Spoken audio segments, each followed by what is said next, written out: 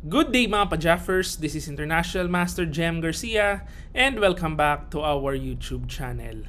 So ngayon po mag-aaral tayo ng isang panibagong game at ito ang laban ni Super Grandmaster Ramesh Babu Pragnananda versus Super Grandmaster Ivan Cheparinov. Ayan, so ito pong si GM Pragi, isa ito sa mga makakalaban ko sa upcoming na Asian Games. Syempre from India. And yung India po talaga pinadala nila ay yung mga top super GMs nila. Kasama dyan si Pragi, sila Vidit, si Erigaisi, yung mga super GM na bata, yung under 20. Tapos ang dami nilang under 20 na malalakas. Ayan. So ito po aaralin natin bilang preparasyon na rin para sa Asian Games at makikita ko yung mga galawan ng aking mga makakalaban. Ayan. So ito po nangyari sa Spanish Club Chess Championship at of course matatapos siya September 23. Sigurado diretso si Pragi sa China after nitong tournament na ito. Ayan. So punta tayo sa ating game. White po si Pragi and black si Cheparinov. Ito nag-start with E4, C5, Knight F3, D6. So makikita natin si Pragi tumitira ng mainline ng Sicilian defense. Pagka-capture, Queen takes D4. So actually, medyo kakaiba yung opening ni Pragi dito sa Knight C6, tempo sa Queen, atras, G6, Bishop C4, Bishop G7, and then pagka H3, Castle, Castle. Medyo kakaiba itong tirang ito ni GM Pragi, no? So yung setup po ng itim, yan po yung tinatawag ng Sicilian Dragon. Yung kay Pragi hindi ko maintindihan bakit nandito ang Queen tapos yung Bishop nandyan, no? So usually kasi, 'di ba, pagka Sicilian Dragon ng kalaban, yung Bishop po nasa E3 tapos yung Queen nasa dito naka-battery papunta doon. Pero ngayon baliktad yung battery ni Pragi. Ayan.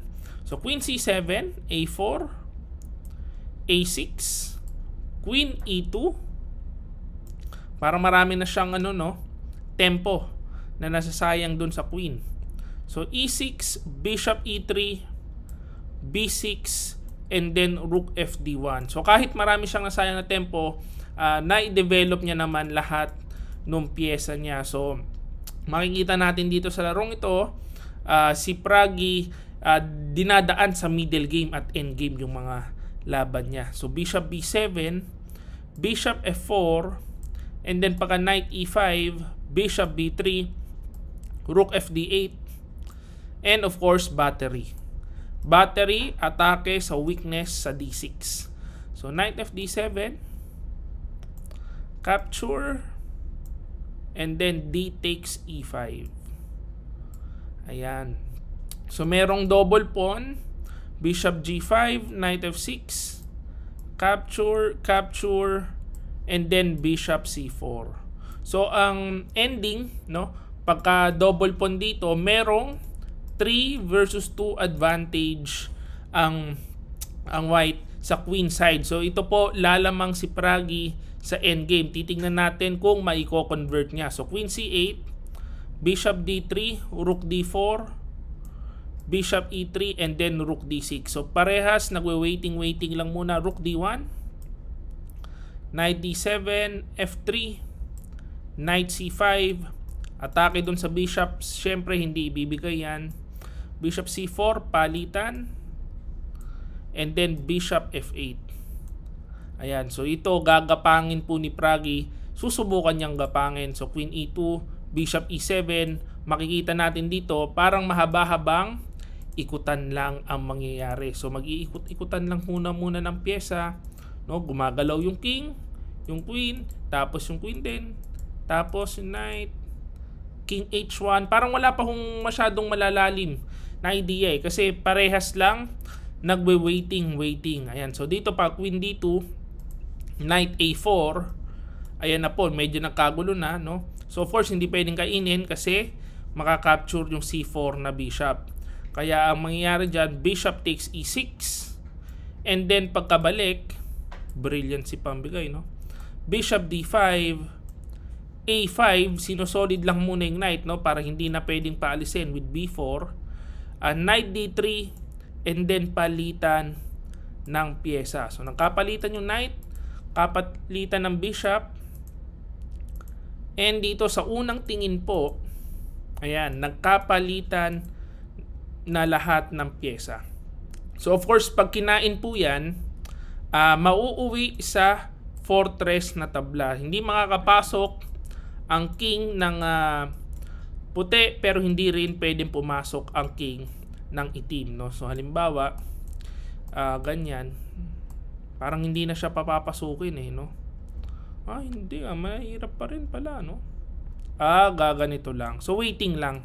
Kasi hindi makakapasok. Kahit pumasok po yan,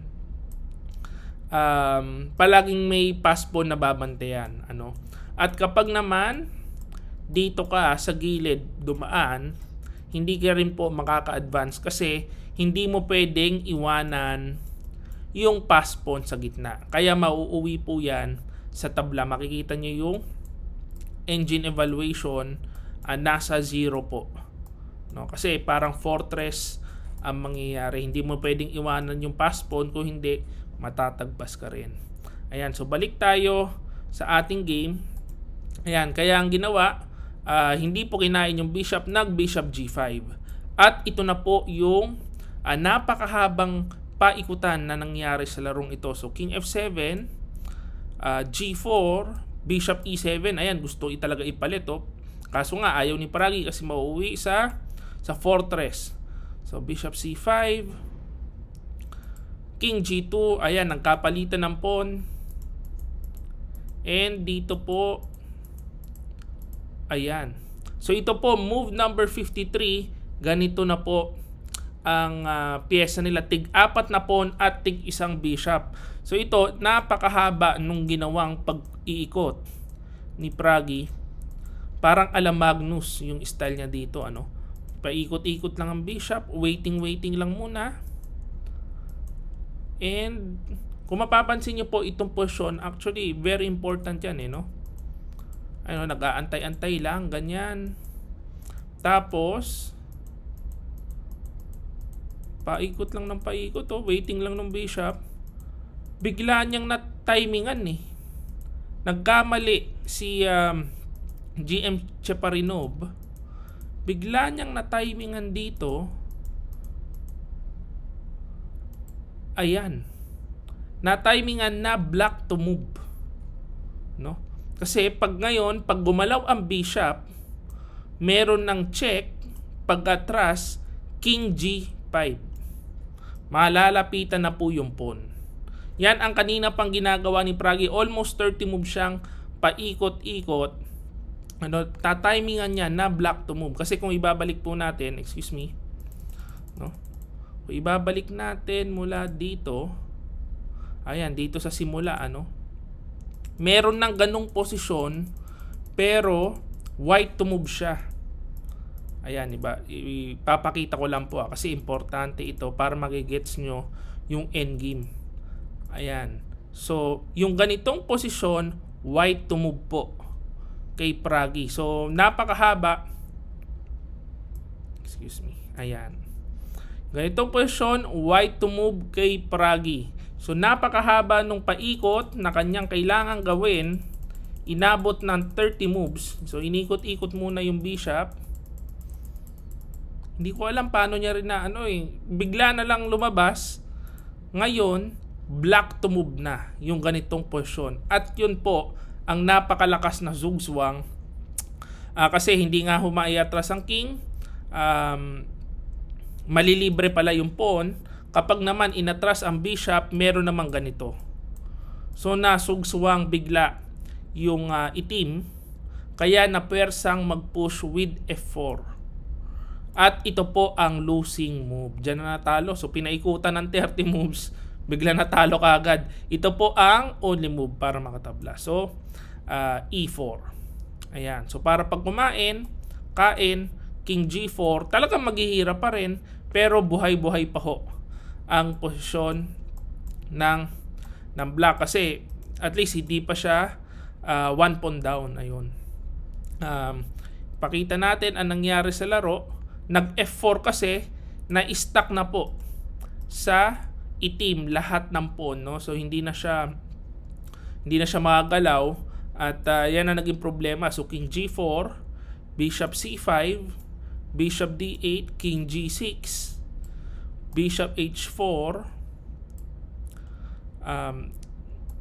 bishop D6, bishop G5, bishop F8, mahaba pa rin nung ikutan, no? Bishop D8, and ngayon pagka bishop C5, meron ng D6. Ayan, so ini-stack muna sa itim yung mga pawn ng itim, and pagkakain, capture, ayun, meron ng parang nagkaroon ng pass pawn sa C file. Ayan, so bishop D8, bishop C3, and C5. Ayun ang pumatay yung pass pawn. So kailangan habulin ng king, kaso ayan na, papasok na rin ang king ni Pragi, and natagpas na yung mga pawn sa king side. Nagkamali pa pala, ayun. Ano ang pagkakamali? So ang only way para makatabla is king C6. Ayan, so ganyan po talaga pagka wala ng oras, no? Kahit si Pragi, Super GM, nagkakamali rin. King C6 para tabla daw, sabi ng stockfish. Ay hindi, talo pa rin naman pala. So pagkakain, bishop D2, talo pa rin. Kasi may weakness dito, ipupush na ito. Pagka yan nakapush, tagpas na po, talo pa rin. So bishop F4, kumain, bishop D2, and ayan na, ipupush na yung pass pawn sa gilid. Tabla pa rin. Bishop F6, king E6. Ang hirap talaga manalo sa chess.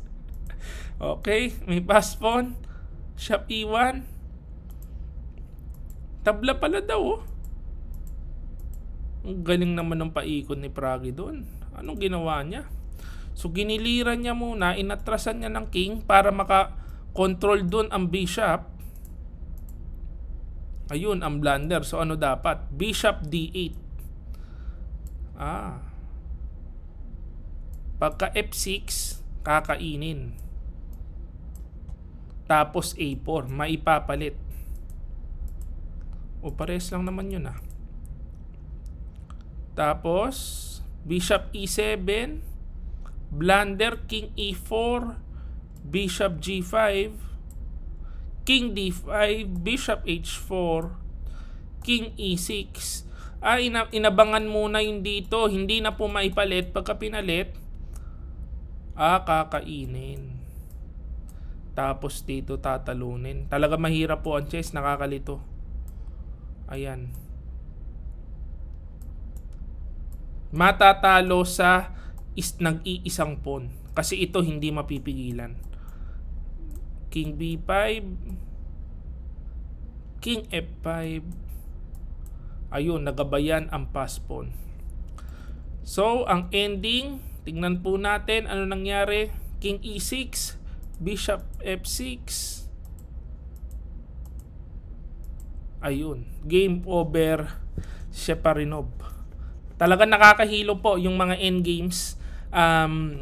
Mahirap depensahan, lalo na kapag ang kalaban mo yung inuunti-unti ka na, pinipit-pit ka na. So makikita natin dito si Pragi, parang nag-alamag Magnus Carlsen yung laruan niya. Kasi paikot-ikot, makita nyo naman kahit yung engine, nahilo. Kahit ako pong nag-a-analyze na lang, nahilo dun sa mga paikot-ikot ni Pragi na inaabot ng 30 moves para lang bago niya iibahin yung gagawin niya sa posisyon.